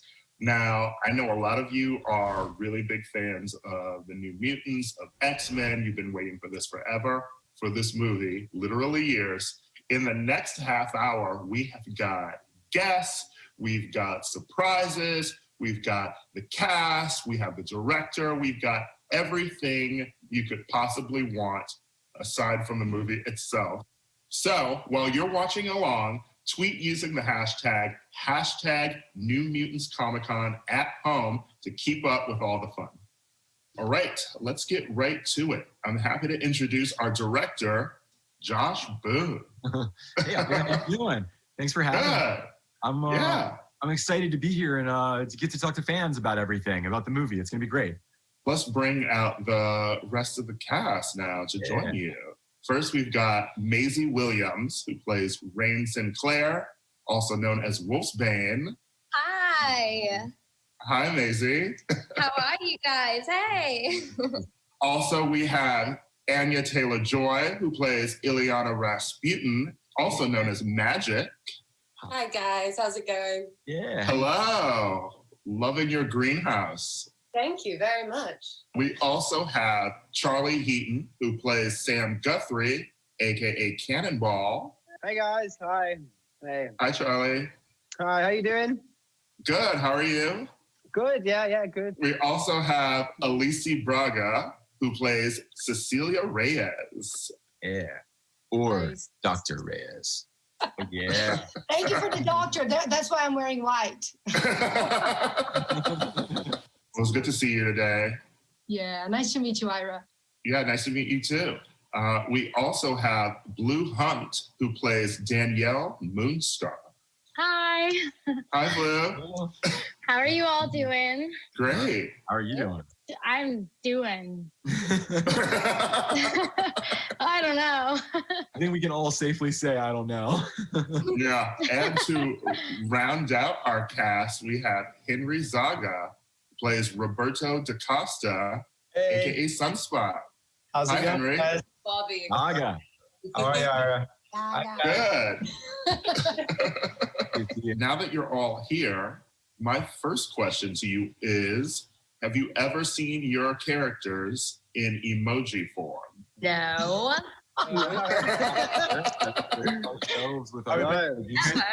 Well, here they are. Hey, so cool. There. Cassie. Whoa, this is so cool. Dude, look at you. Anya, look at your eyes. Your eyes on Why do I you. look like I'm up to something? I think Macy's is my favorite. Henry, like, even as an emoji, Right so situation. Oh my Give god. her Maisie a real underbite. I love it. Wow. My ears are so cute. Maisie, I wanna send yours to friends in the morning when they ask how I'm doing. That's like the Sunday morning emoji. Like, how was last night? How are you guys? Full score. You can use these hashtags on Twitter to activate these emojis in your tweets. So if you want to use Magic's emoji, it's hashtag New Mutants Magic. Kind of looks like she has a lightsaber. It doesn't even look like a good sword. It looks like a lightsaber. For cannonballs, hashtag New Mutants Cannonball. For Sunspot, hashtag New Mutants Sunspot. I'm gonna use New Mutant Sunspot for every time I just Wolfsbane, you gonna guessed be like it, light a match and hashtag burn it New down. Mutants Wolfsbane. All right, fans, we also have a really exciting giveaway for y'all. When you tweet hashtag New Mutants Comic-Con at home with hashtag New Mutants poster sweepstakes, you could have a chance to win one of these awesome posters created by the artists at Poster Posse. That's cool. Moody. Yeah. So they made these just for this contest. That's rad. Oh, Yeah. Lord. Oh, that's really cool. I like that second Whoa. one. That second one. amazing. Look at you, Henry, on fire. Oh, I love That third one's cool too. They're amazing. This album cover. Oh man! So far, all of them have been sick except for the first one. That one's Okay. modeled after Dream Warriors, the Nightmare on Elm Street. Yes. Yeah. I was literally about to say that's my favorite Nightmare movie. This looks like a horror movie. This is cool. Yeah. This looks so like cool. I Know What You Did Last Summer, but it was a bunch of summers ago. That was good. Okay, fans. So if you tweet using the hashtags on screen, you can win one of those awesome posters created by the artist from Poster Posse. Well, if you guys like that art, you're going to love the rest of the art that I'm about to show you. You guys have some of the most dedicated and talented fans that I've ever seen. And we have a ton of amazing fan art that was all created by fans of the New Mutants. Whoa. Oh my God. That's sick. Wow. Yeah, man, yeah. This is actually by my, that last one was actually by my storyboard artist. Exactly. These are great. I love that one. That's cool too. Wow, I turned into a man on that one. Wow. These are great. Oh, they're really talented. Oh my goodness. This is amazing. Charlie looks all beat up. Oh, Guys. Whoa, these Oh, are incredible. Shoulders. Zelda. Oh, that's so cool. That's Your Wow. eyebrow on ya. love the vibe. Oh, that one's awesome. Oh, that's It's like the cool. Saturday morning cartoon version. I love these. These are great. Oh my God, this is so cool. These people doing it like based on what they saw. That's so cool. Wow, they're That's amazing. cool. Love Yeah. that. Yeah, That's the really fan cool. art. That's amazing. Yeah, the fan art has been so amazing to see. With the delay of the film, it feels like so many people have just used that time to just like Yeah. the heart's Yeah. gonna Make us look cool. It's like, Yeah. thank you. Thank you very much. So much amazing art. They send it all to us, and we try to put it on our story streams or on, on our things. They're amazing, amazing art that they've done. Every other 3 months, we get like this wave of excitement. It's like, now it's the time. Yeah. Whenever you Yeah. it's like trending again, and you're like, damn. To watch like people like grabbing like frames of the trailer and really digging deep, like to do drawing that, like it's beautiful. It's amazing. There's also fans who have just stolen every frame from all the trailers to try to put together the movie, which has been sort of amazing. Well, I mean, you give us enough time, we're gonna do something like It'll that. be like there's an asteroid that's Especially gonna hit with Earth, you and it'll be like constantly delaying the film. Speaking of art, we have a special guest joining us today. Very he is special the guest. iconic Eisner-winning, Emmy-nominated illustrator who helped cement the look of New Mutants in the 1980s. Joining us today is Bill Sienkiewicz. Yeah. Hey, Bill. Welcome, Bill. Hey guys. Am I actually on screen? Are we sharing a public space here? He started on us on set and really read all the scripts and everything, and has been sort of involved. Is a cheerleader really since the beginning. So we really appreciate you and everything you've done for us. So Still I rocking don't the know, can you see shit out of behind that me? beat. This is the poster that I did. Now I know there's multiple posters. I don't know if there's any such one thing as, This as is an actual exclusive poster anymore. Bill poster. It's the bear and this lovely cast. Your art was so influential on just, comic book fans. So it was lovely Thank you. to see all of your work just sort of reflected in this movie, And, which was so much fun. And it is very much in every way kind of an adaptation of your 3-issue arc, Demon Bear, that kind of launched you on the title and sort of changed the title into a very different kind of title. And your look certainly inspired the look of the film and the look of the characters and all that. Seeing what you did with your direction, and again with everybody, being the cast is. I don't know if just- that's new they- information. I mean, it's you new to me, inhabited the but I wasn't characters, aware that so they I were can't using the not Demon Bear see arc. The characters I for the drew movie. without picturing all of you now. You brought it, and I am so honored and proud to know you as people and also as creative creative talent. The movie kicks Bear's ass like all over. I mean, it's just a phenomenal film. The lockdown happened like 1 or 2 days before Josh and we were going to do some Blu-ray commentary. Yeah, we were going to do an audio commentary for it. Yeah. And then everything sort of shut down, and people have talked about this being a cursed film because it's sort of, it's taking forever. But I think in some respects, the lockdown has actually kind of just amped up the level of interest.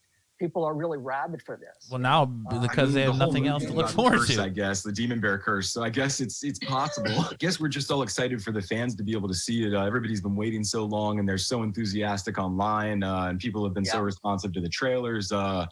Yeah, we're just excited for people to see it. It's going to be fantastic. I'm really excited about it. Thank you so much for being here, Bill. Yeah, I'm going to mosey, later.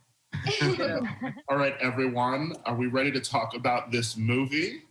Would anyone like to share? Yeah.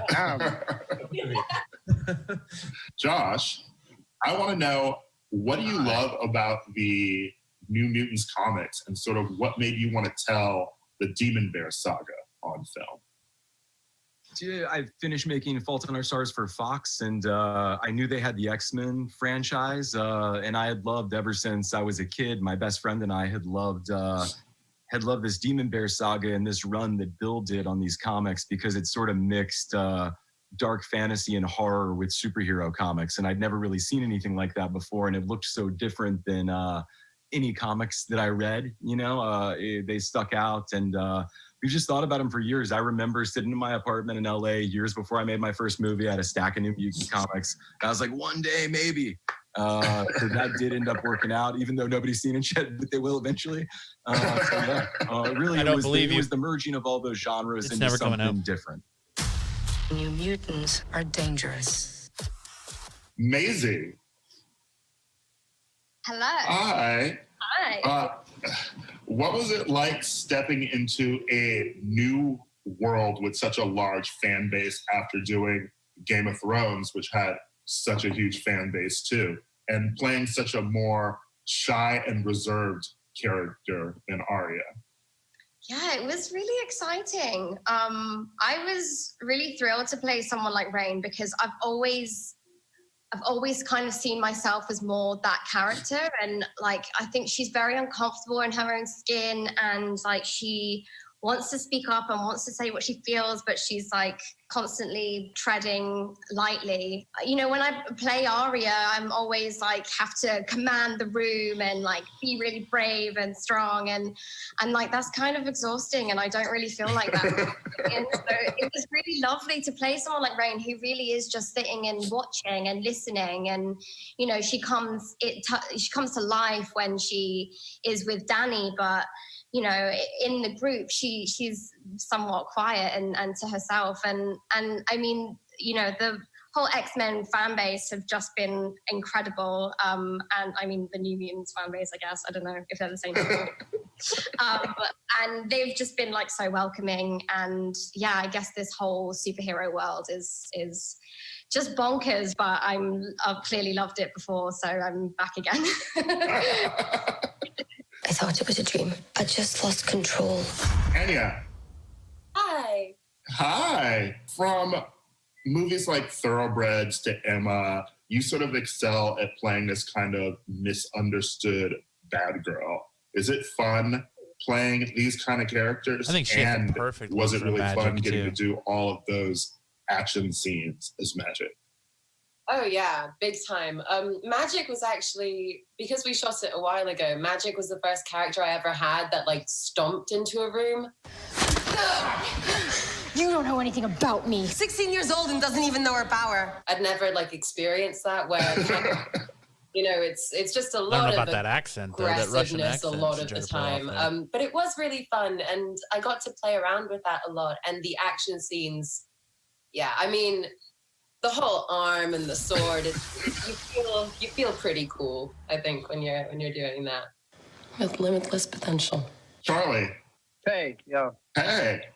Hey. What sort of draws you to playing these sort of outcast misfit roles? Sort of like Sam, sort of like Jonathan in Stranger Things. Yes, and yeah. How are they sort of completely different from how you are, or the same? Yeah, it's a good question about being drawn or being kind of looked at in that sense. I don't know. I think with Sam, I guess in a way where he would differ to, a character like Jonathan from Stranger Things. I mean, obviously the powers element, but I don't know. I found that there was this like kind of strength. There is a lot of strength in Sam and leadership qualities that he might have, in kind of the future. You could see where he's going. I mean, in the very beginning.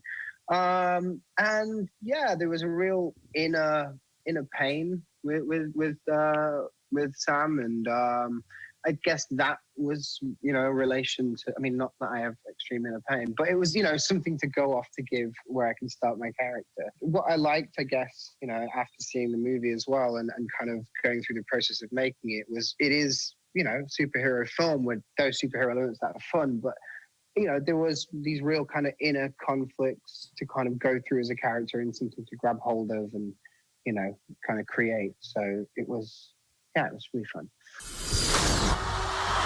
Elise. Hey. Hi. Dr. Cecilia Reyes is sort of this wrangler of all the mutants in the movie. Did you find yourself sort of stepping into that role with the actors on set? They're my babies. I wanted to understand a lot what Josh wanted from this woman that she's trying to teach these mutants to control their powers and kind of guide them through this path and all that. As a fan, I was excited for it because I could see the details and the personalities and the nuances of each one of them. So it was really nice to see it as a fan and as an actress how they were building that up. So it was a fun character to play. As Charlie knows, her run is not good. She runs in a weird way. And Blue, you've done this and you were on the originals too. Like, are you a big horror fan? And would you say that anything you filmed in New Mutants sort of scared or creeped you out after?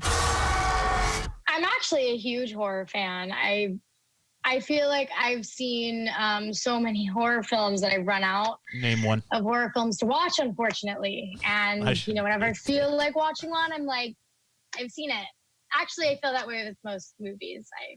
I need to get a life. But no, I don't think anything like scared me or like creeped me out after I filmed it. I think the entire idea of trying to lead a movie that big when I had never done anything but 7 episodes on a CW TV show was scary. So I think every day I left set, I was scared and creeped out.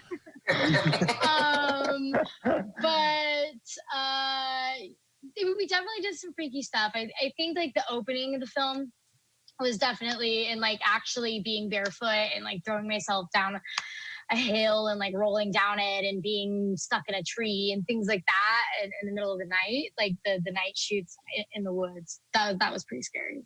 Henry. Yo, what's up? Hi. When I was talking to Josh, he mentioned a very fun story about a day on set where you did not drink any water, and I would love you to tell us about it.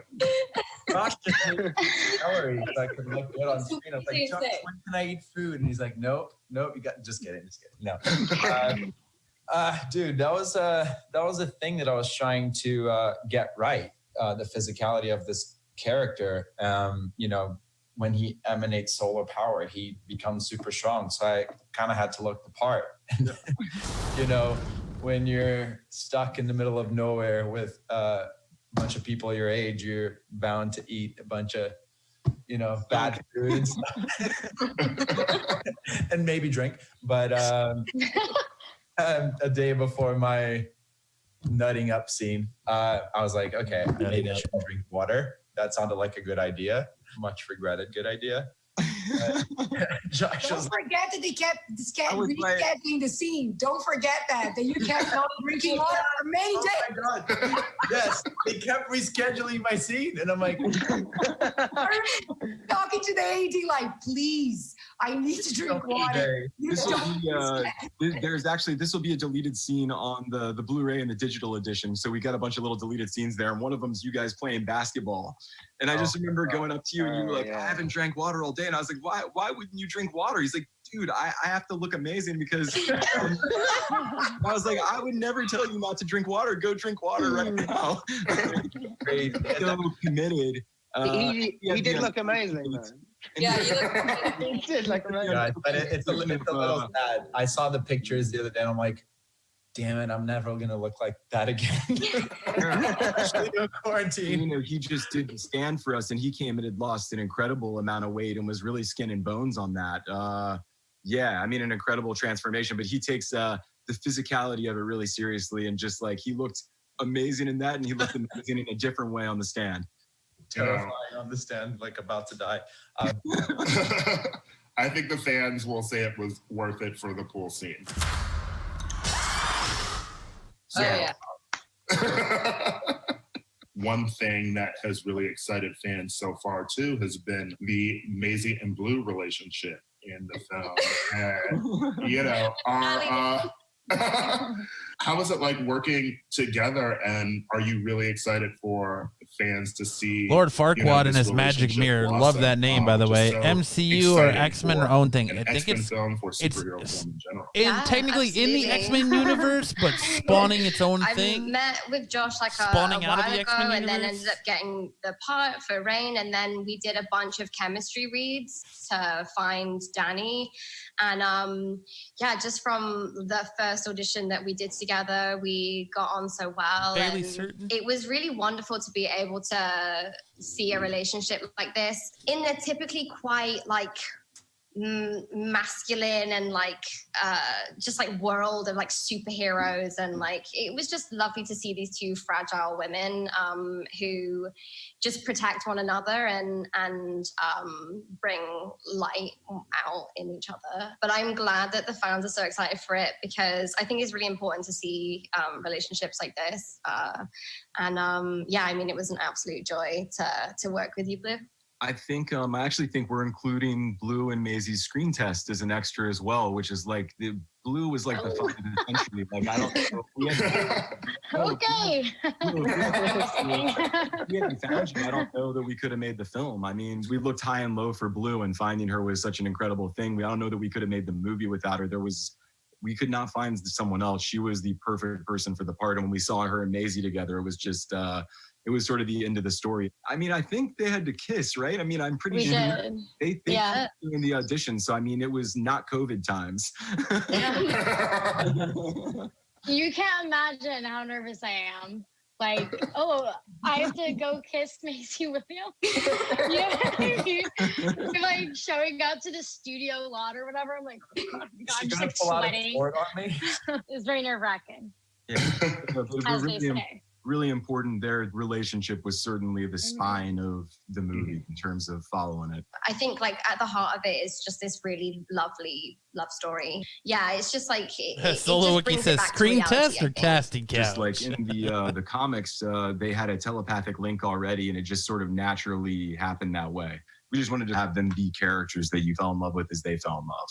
I hear that you also have a surprise for everyone. A gift for me in the cast to the most patient fans like in the world. They've stuck by us for so long, and they are just hyped to see this movie. So yeah, we brought them the beginning of the movie. So hopefully the opening will give them something to look forward to. Well, here it is, the opening scene of The New Mutants. Cool. Wow, the entire opening scene. Holy shitballs. I was not expecting that. We're even getting the 20th Century Studios in rocking here. Let's go.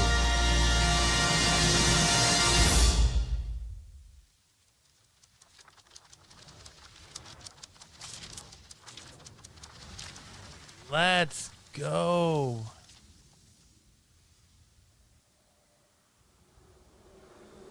There's an old Native American proverb that says, "Inside every person, there are two bears, forever locked in combat for your soul.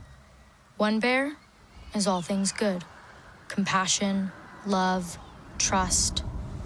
The other is all things evil, fear, shame, and self-destruction." What's happening? We have to run! As fast as we can! Wait!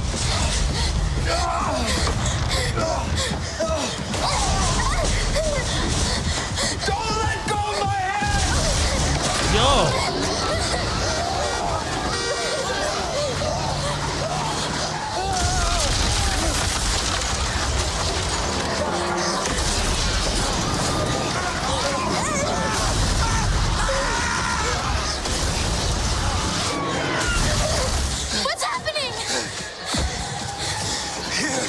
right here. Have to go help them. No, Dad, please. Please don't leave me alone. Danny, I have to go back.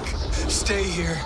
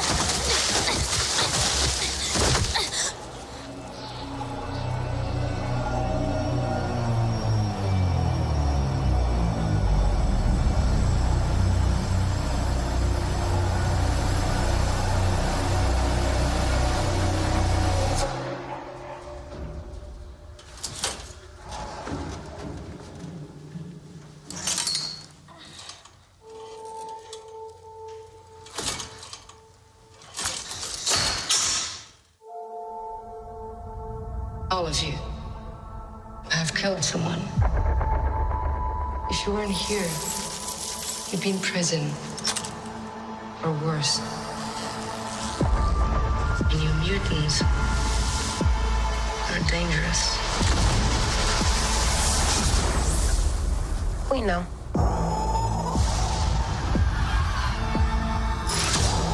This place. I don't like that it cut into the trailer, but yo, let's get hyped, chat. Is anyone else as hyped as I am with this now? Ooh, it's exactly what I was looking for.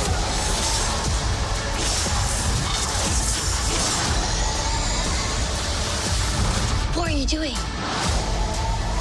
Gotta get better someday. Demon Bear! Let's play a game.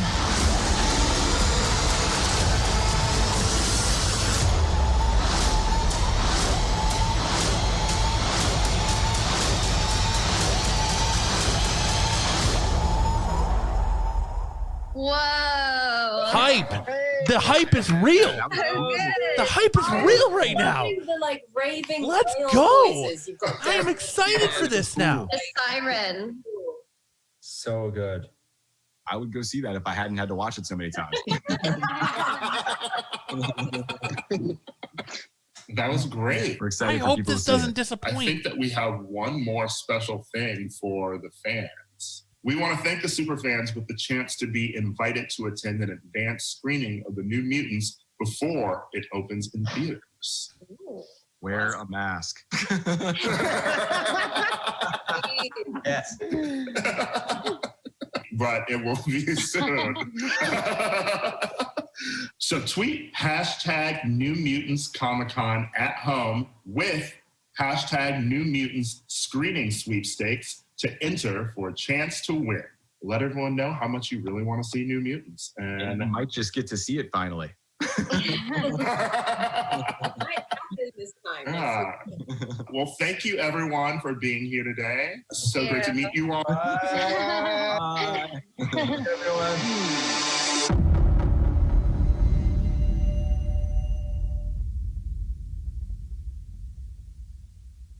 All right, so there we have it. The New Mutants trailer.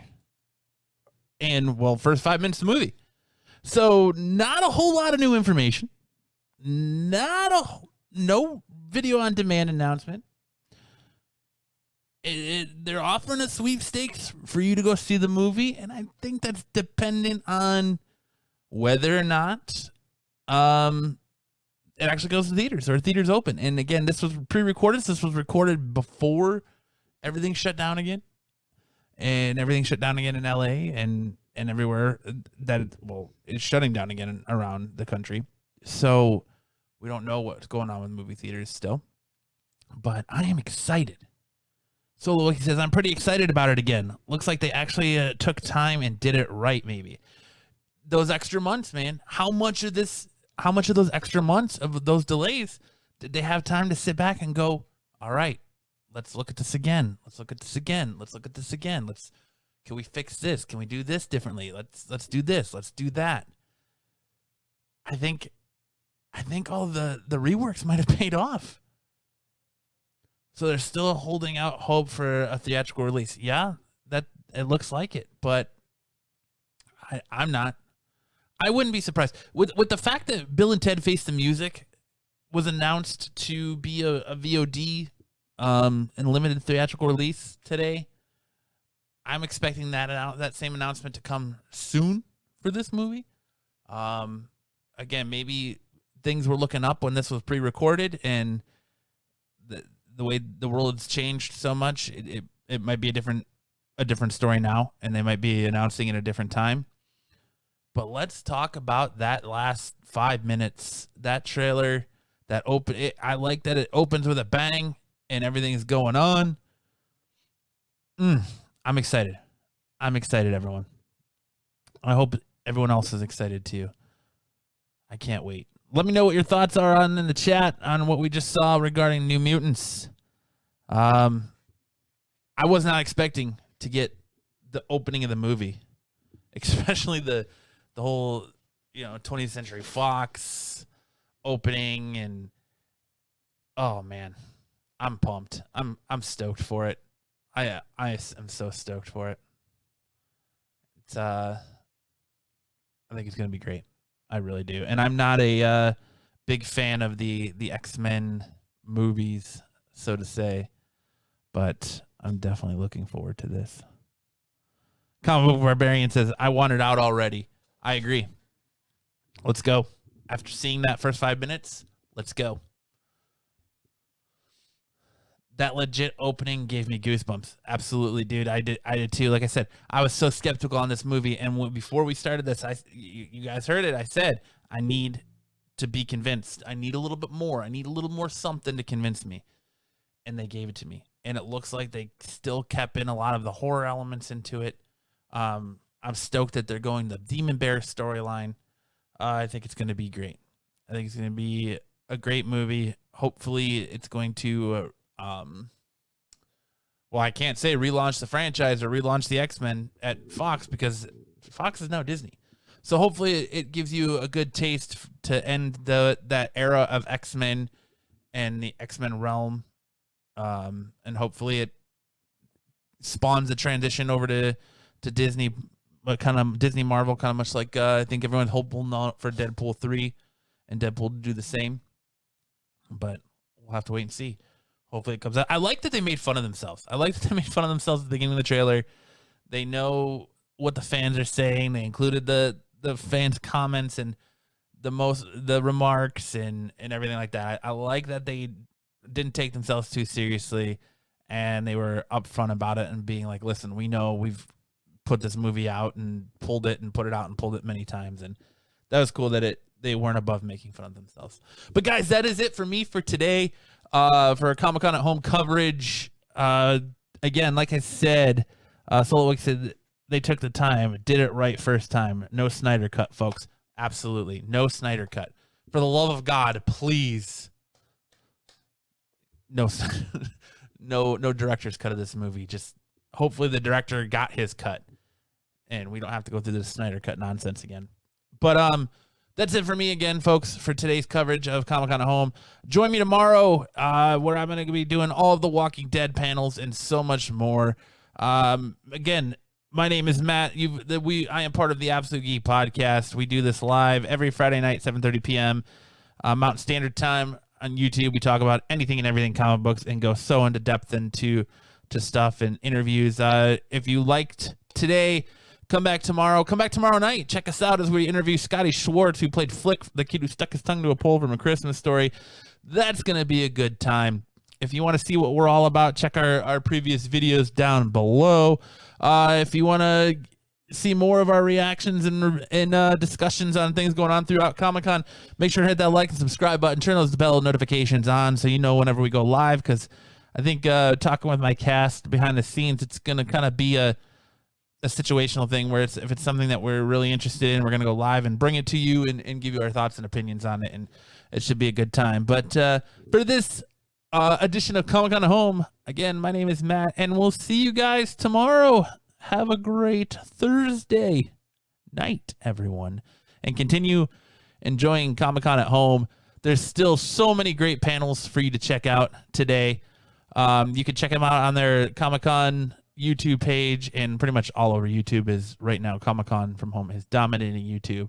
But there's still so much great stuff to come from you for the rest of the day. If you're looking for more programming at 3 o'clock 3 o'clock our time. So in about a half hour, a little under a half hour, they're doing the boys panel. So you can go check out new images from the upcoming season of The Boys on Amazon Prime. Looking forward to that. But until next time, guys, we'll see you tomorrow. Have a great evening and enjoy the rest of your Comic-Con from home.